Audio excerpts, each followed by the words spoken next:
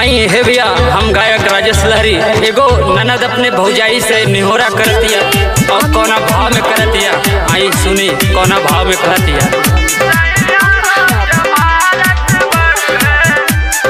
आप सुन रहे हैं सुरीली आवाजों में राजेश लहरी को। कहिता भौजी भैया जैसे ना चली रहनवाए रामा,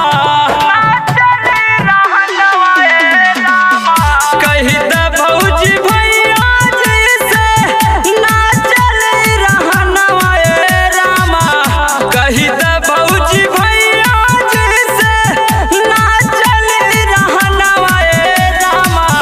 सैया रो जमारत बड़ुए ना जाए सहनवाए रामा, सैया रो जमारत बड़ुए ना जाए सहनवाए रामा, सैया रो जमारत बड़ुए। अमित तिवारी से सैया रो जमारत बड़ुए ना जाए सहनवाए रामा। Recording mixing Shri Ram ji recording studio लोचनगंज Phulpur Prayagraj.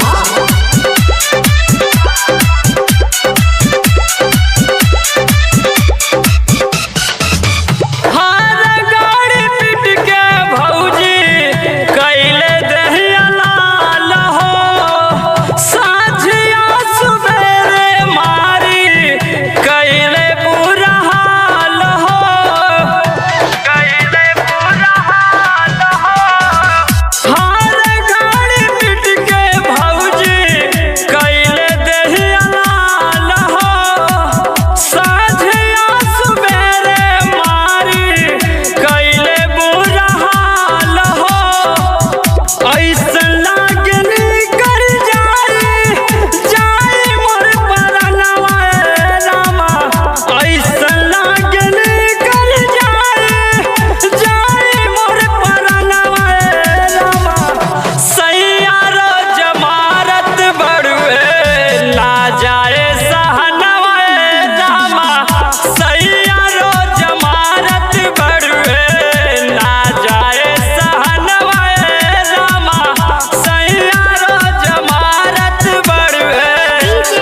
Amit Tiwari से